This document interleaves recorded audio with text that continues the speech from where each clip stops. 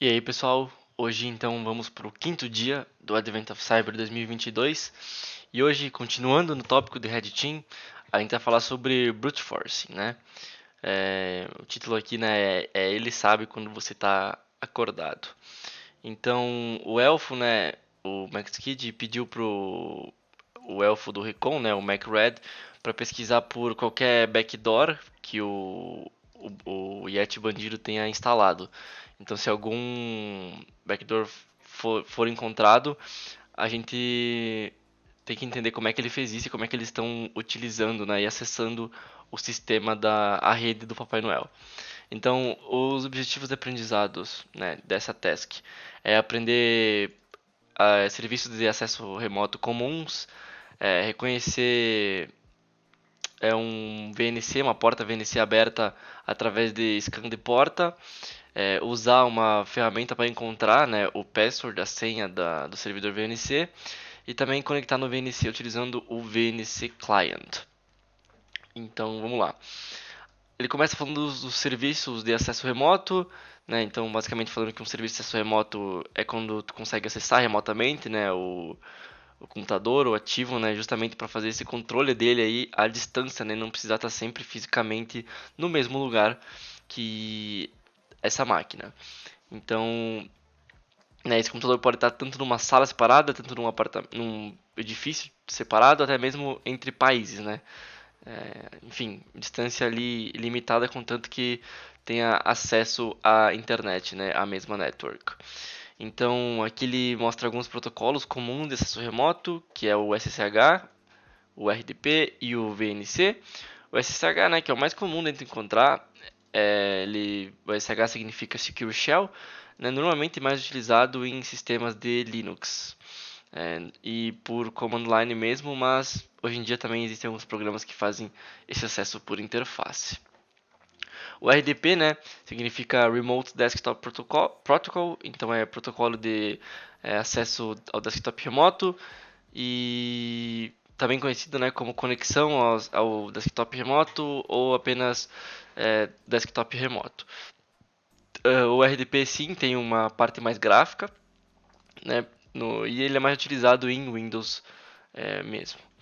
Aí tem o VNC, que ele significa Virtual Network Computing, então, né, computação de rede virtual. Também tem uma interface gráfica e é utilizado tanto em Windows, tanto em Linux, macOS, até mesmo em Android e Raspberry Pi. Então, né, baseado no que o nosso sistema precisa, a gente pode escolher um desses para fazer o acesso é, ao servidor, né, de modo remoto. E também, claro, né, para prover a segurança do nosso servidor, a gente tem que pensar como é que a gente vai fazer essa autenticação, essa conexão com o serviço remoto, para evitar, né, que outras pessoas conectem nesses serviços. Então ele começa a falar um pouco sobre a autenticação, né? Basicamente, a autenticação é o processo onde um sistema valida a tua identidade. Então, o processo the process starts with the user claiming. Então, o processo começa, né, com o usuário obtendo ali uma identidade única para ele, normalmente um username, né? E é claro que para tu acessar esse username, normalmente tu possui algum jeito de se autenticar, né? Seja via password ou chaves e etc. Então tu pode, né, normalmente essa autenticação é feita por algum desses processos abaixo, né, ou algo que você saiba, né, normalmente é algo que você consiga memorizar, por exemplo, uma senha ou um PIN, ou algo que você tenha, por exemplo, algum hardware ou um software, né, por exemplo, um token de segurança ou até mesmo um telefone, ou um arquivo de chave, e ou, né, algo que você é, por exemplo, né, biometria, né, autenticação por biometria ou digital, ou retina, etc. Então, voltando, né, ao serviço de acesso remoto, ele normalmente usa senhas, né, password ou arquivos de chave privada, né, para autenticação. Só que usar password, né, é o mais utilizado e é o método padrão, mas ele tem, né, infelizmente as senhas são suscetíveis a vários tipos de ataque. Aqui ele fala um pouco sobre então o ataque, a password. Então Ele comenta do shoulder surfing, que é basicamente tu olhar por cima do ombro da pessoa, né? No caso, não necessariamente por cima do ombro, mas é uma analogia, né? Olhar a pessoa ou colocando a senha, ou colocando um PIN, identificar, né? Simplesmente olhando para ela digitando no teclado e etc. E assim, né? Capturando a senha dela. Também tem o modo de password guessing, que é chutar, né, a senha da pessoa. Por exemplo, né, é muito comum que o pessoal use data de nascimento, ou nome dos filhos, nome do cachorro, etc. Então, tem esse modo de atacar passwords. Ele dá um exemplo aqui de tu chutar, né, o ano de nascimento da pessoa quando tu tiver que atacar um código PIN, né, que provavelmente é só número. Ataque de dicionário, que é basicamente um password guessing, só que com várias tentativas, só que daí o ataque de dicionário ele é um pouco mais específico, as palavras um pouco mais específicas para um caso, né? E também tem o ataque de brute force, que é basicamente um ataque de dicionário, só que muito maior, que consome muito mais tempo. E que normalmente não é mais direcionado, né? Mas utiliza mais senhas mais genéricas, por exemplo. Aqui ele vai focar no dicionário de ataque, então para fazer esses ataques, né, de dicionário, de brute force, o atacante precisa de uma lista, né, contendo aí possíveis senhas, porque obviamente ele não vai inserir tudo manualmente, ele até poderia, só que, né, consome muito tempo. Então hoje em dia a gente faz tudo isso de maneira aí mais automatizada. Ele conta também sobre, né, a RocketXT, que é a mais comum, a mais famosa pelo menos, que contém ali 14 milhões de senhas, né, únicas. E, enfim, né, se a gente fosse testar essas 14 milhões manualmente, ia demorar uma eternidade, até porque, né, até automaticamente acaba demorando bastante esse tipo de ataque com essa word list aqui, que é muito genérica, né? Mas enfim. Agora ele começa a falar sobre hackear um serviço de autenticação. Então vamos startar a máquina, que ele já comenta para startar, é uma boa. E, bem, ele começa escaneando então a máquina para descobrir quais serviços estão abertos. E nesse caso está aberto tanto o serviço de SSH, tanto o serviço de VNC, né, ambos protocolos aí de autenticação e de conexão remota. É, também comenta, né, que a gente quer então atacar de alguma maneira automática esses serviços. E ele vai apresentar aqui o Hydra, né, ou Hydra em português, que é uma ferramenta, né, que automatiza esses ataques de brute force em passwords, só que de vários protocolos. Então a gente pode atacar tanto SSH, VNC, FTP, POP13, MAP, SMTP e demais outros protocolos, inclusive HTTP. Tem uma room específica do Hydra, né, que é bem bacana de se fazer para ter uma base melhor. Né? Eu até já fiz ela aqui.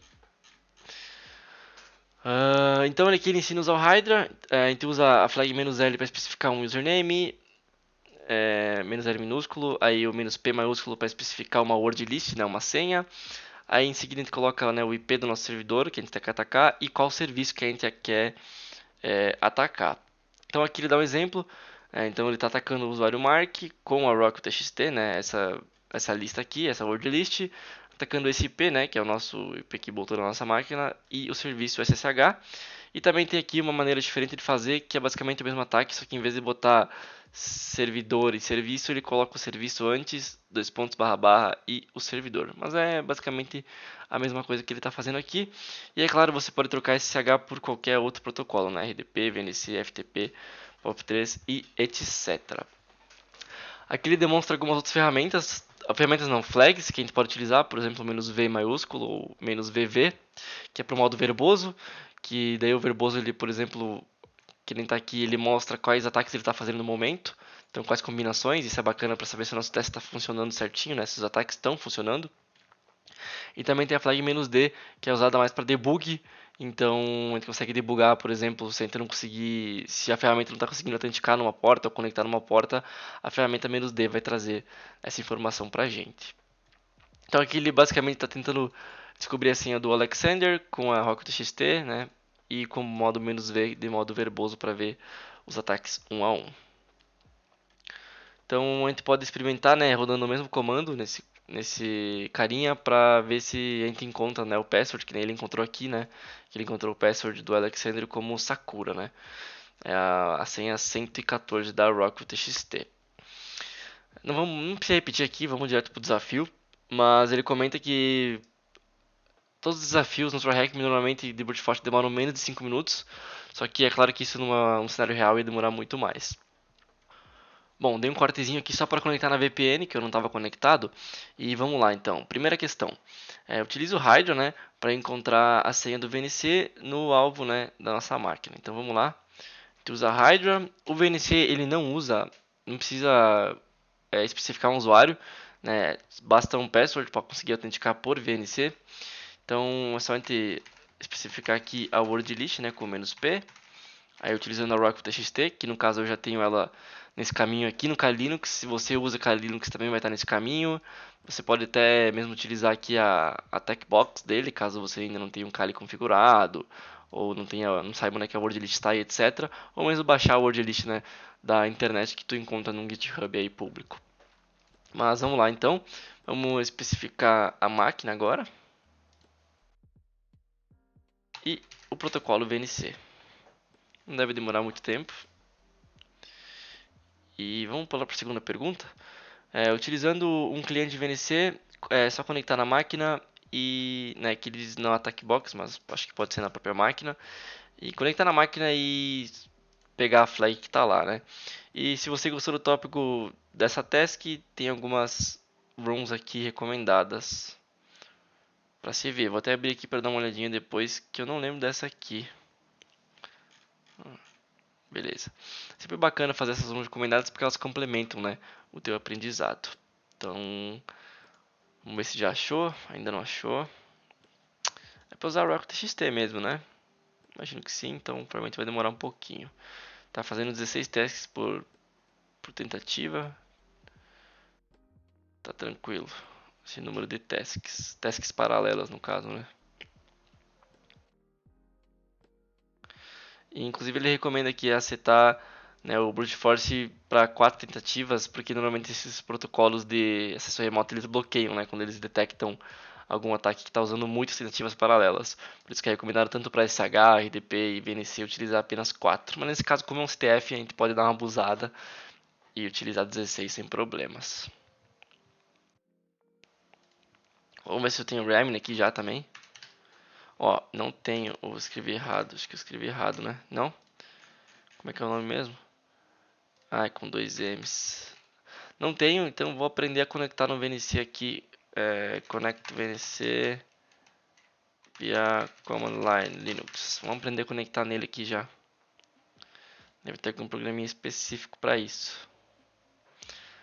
Óbvio que se você está utilizando ali na Attackbox, pode simplesmente usar o Remini aí sem problema algum.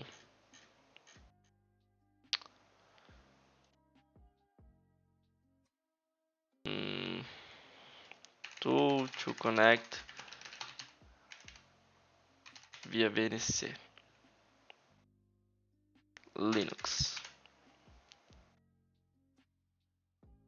Vamos baixar o Remini mesmo, acho que isso é só um... Abrir uma nova aqui, dar um sudo apt install Remini, ele já vai achar.